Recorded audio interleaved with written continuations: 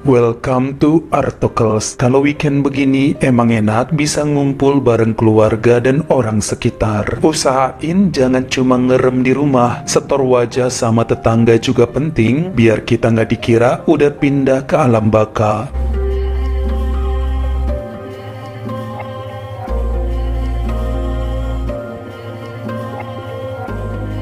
Bapak Petrus Kontabil merupakan pria yang dikenal bijaksana, berasal dari wilayah Cluj-Napoca, negara Romania, yang lahir pada tahun 1982. Ibunya sudah meninggal sejak beliau kecil, kemudian dibesarkan oleh ayahnya yang bernama Cornel Kontabil. Mereka kemudian hidup berdua saja karena Petrus tidak menikah. Dia seorang pastor yang bertugas di gereja Saint Michael Napoca sejak tahun 2013 dan banyak yang menghormati dirinya. Dikenal sebagai pribadi dermawan serta pengelana yang tangguh. Ayahnya berusia 64 tahun, diurus oleh Petrus seorang diri, bahkan pernah dibawa keliling dunia dengan menggunakan kursi roda karena lumpuh. Kakek Cornel walaupun gak bisa berjalan tapi tidak manja. Dia selalu masak makanan buat putranya, ngurus cucian, bahkan membersihkan rumah sendiri. Sebenarnya jauh di lubuk hati yang paling dalam, lelaki tua tersebut kepengen ya sang putra menikah lalu punya anak supaya Petrus memiliki keturunan yang akan mengurus di hari tua. Mirip sama dialah yang sekarang diurus oleh putranya. Tapi karena Petrus bilang ingin mengabdikan diri seutuhnya pada Tuhan dan menolak kawin, ya wajib diterima keputusan tersebut.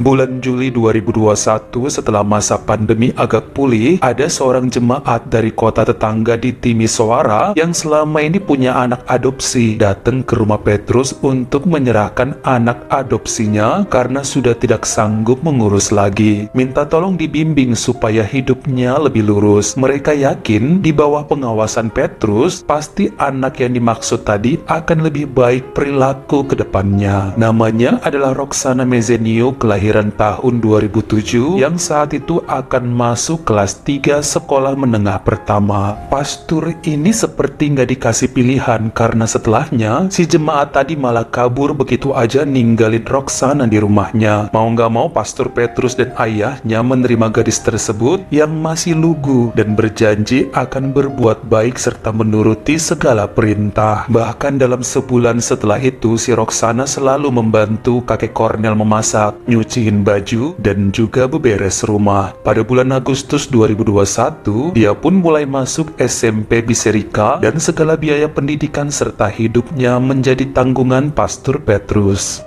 Waktu berjalan terus dan nampaknya di mata kakek Cornel dan Bapak Petrus, si Roxana merupakan gadis yang rajin serta penurut. Begitu juga di mata anggota jemaat Saint Michael. 2 tahunan berada di sana selalu bersikap manis, rajin ikut perkumpulan, dan juga jago dalam berdoa. Nggak ada neko-nekonya sama sekali. Sampai di bulan September 2023 saat usia 16 dan duduk di bangku kelas 2 SMA, gadis tersebut mulai jarang pulang ke rumah dengan alasan punya kerja sampingan di sebuah rumah daur ulang sampah untuk bisa menambah uang saku. Sebenarnya hal ini sangat positif di mata ayah dan kakeknya. Sampai kemudian ada pemuda yang cerita bahwa Roxana kerjanya nggak bener, makanya bisa dapat uang yang banyak. Agak ngeri dengernya karena emang 3 bulan terakhir gadis tersebut ganti handphone baru, pakaiannya serba branded, alat dandannya lengkap yang mahal-mahal, dan beberapa kali posting di sosial media sedang nongkrong di tempat yang luxury. Padahal bapaknya nggak pernah ngasih duit sebanyak itu. Petrus takut putri angkatnya jadi simpanan para lelaki hidung belang berkantong tebal. Makanya dia sering nanyain ya apa aja kegiatan dan dari mana uangnya datang. Lagi-lagi dijawab oleh putrinya dari kerja paruh waktu di rumah daur ulang.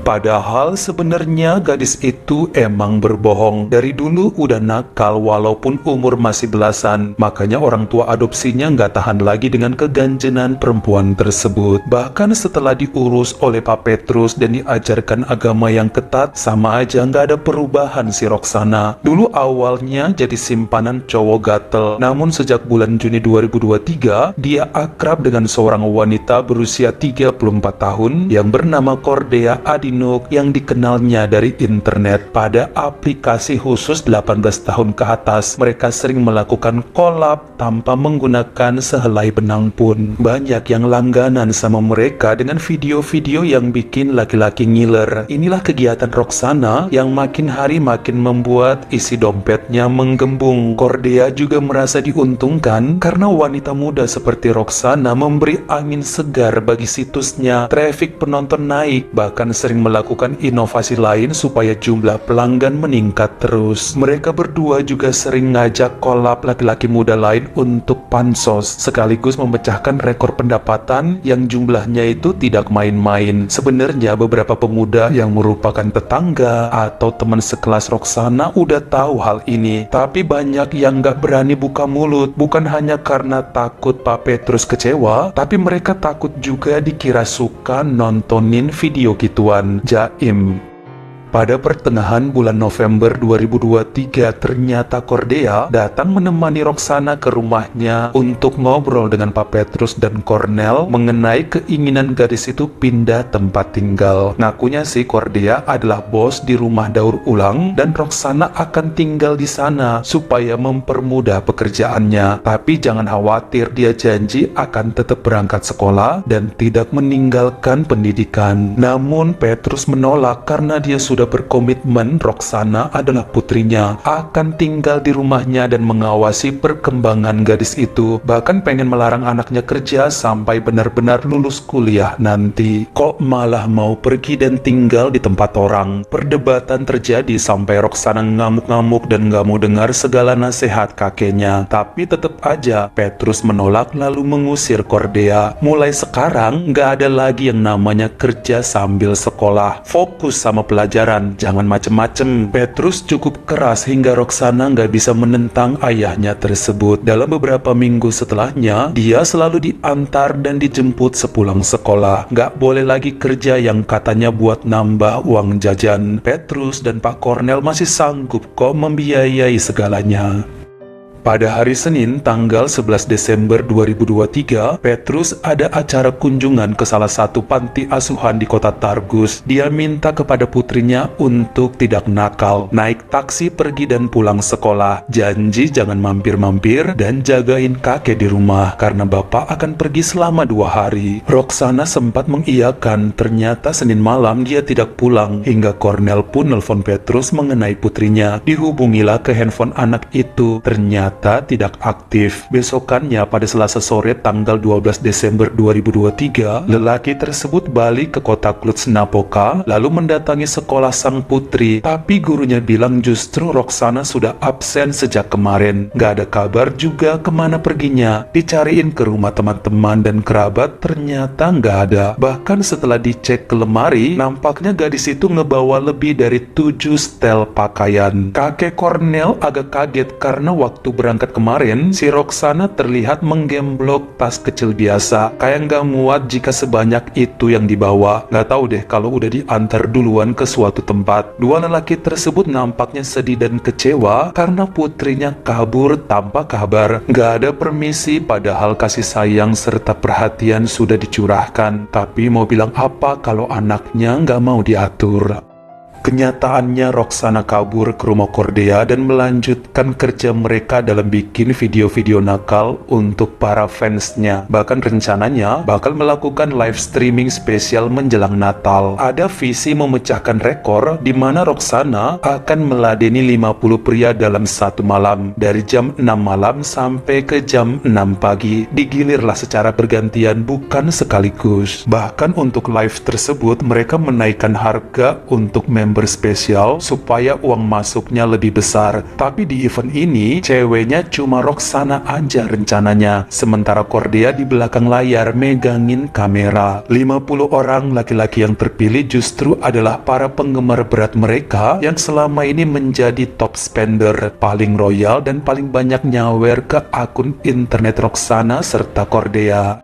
Tibalah pada hari Rabu tanggal 20 Desember 2023, acara live pun dimulai. Namun memasuki pukul 9 malam setelah meladeni 11 orang pria, ternyata Roxana mulai keliengan serta nampak pucat. Masuklah 4 orang pria selanjutnya yang tidak sabar melahap gadis itu. Baru mulai 5 menitan, Roxana melambai-lambaikan tangannya tanda menyerah. Cordia sadar bahwa temannya mulai lemas, tapi ogah rugi makanya memberi semangat tanpa mau berhenti. Beberapa menit kemudian, karena Roxana mulai nggak bergerak, akhirnya Cordia menyuruh 4 pria tadi menghentikan adegan mereka. Tapi ada 2 pria keras kepala yang nggak sabar lalu ngamuk dan memukul Cordia. Satu pemuda mulai maksa masukin anunya ke dalam mulut Roxana, padahal dia udah megap-megap. Bahkan seorang pria lainnya mencekik leher gadis itu sambil ketawa-tawa. Bagian dada Roxana ditindih kencang dengan menggunakan lutut hingga wajahnya mulai membiru dan matanya terbelalak. Cordia teriak namun didorong sama pria lainnya keluar kamar. Dalam beberapa saat, 2 laki-laki tadi pun keluar kamar juga dan Cordia menemukan temannya sudah tidak bergerak dan tidak bernafas. Dia ajak pria lainnya yang lagi ngantri untuk bantu nolong supaya membawa ke rumah sakit. Tapi pada nggak mau karena ketakutan dan malah bubar pada kabur. Perempuan itu kemudian bersusah payah menggendong Roxana ke dalam mobil lalu dibawa ke rumah sakit Regina Maria. Dalam masa 4 jam dirawat, ternyata keadaannya makin kritis hingga tidak terselamatkan akibat aspiksia atau kehabisan oksigen di dalam tubuh. Cordia menangis keras lalu dia hidupkan handphone milik Roxana dan mengabari Pak Petrus mengenai kepergian putri angkatnya tersebut.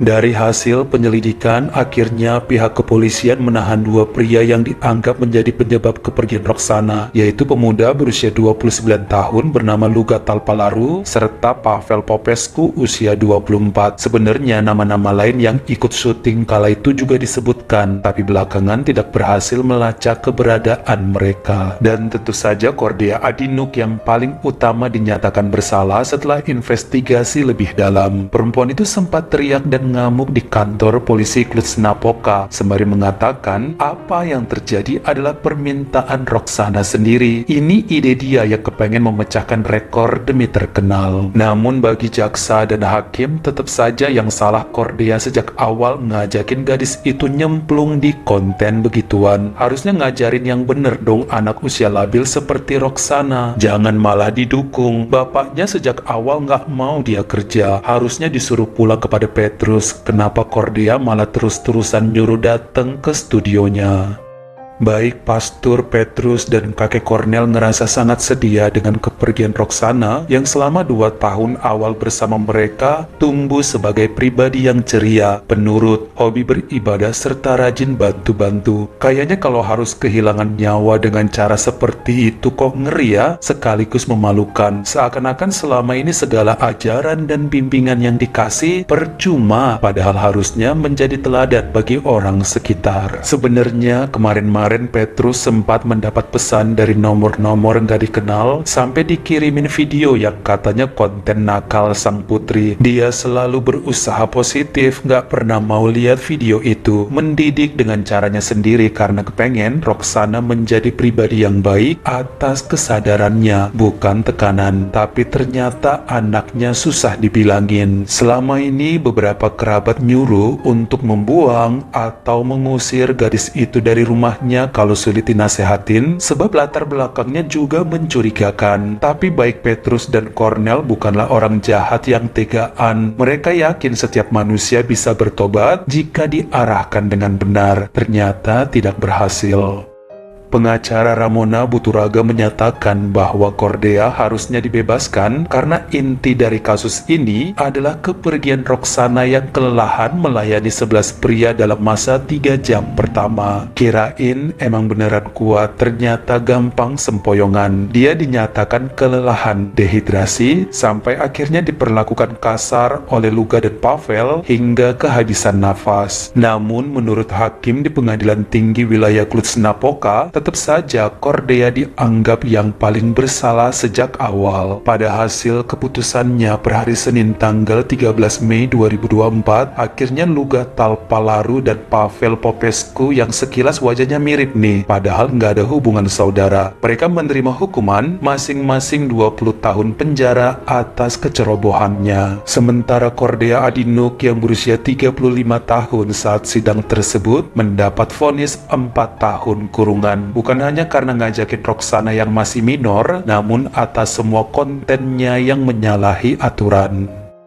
Bagaimana menurut kamu? Apakah seharusnya si Cordea yang paling berat hukumannya? Karena kalau bukan dia yang ngajakin, maka Roxana nggak akan kabur ke rumah dan studionya untuk bikin konten aneh buat fansnya. Kalian komen di bawah. Kalau kamu suka sama video ini, jangan lupa klik like serta tombol share-nya. Buat yang baru pertama kali mampir, atau udah sering mampir nih tapi belum berlangganan, jangan lupa klik dulu tombol subscribe, dan juga dinyalain notifikasinya, supaya lain kali kalau misalnya saya upload video baru, kamu jadi orang pertama yang tahu. Follow juga Instagram saya jika berkenan di Artokels S-nya 2. Dan jangan lupa untuk nontonin semua video saya yang lainnya. Ingat ya, tetap jaga jari dan juga lidah kita supaya nggak nyakitin hati orang lain. Terima kasih.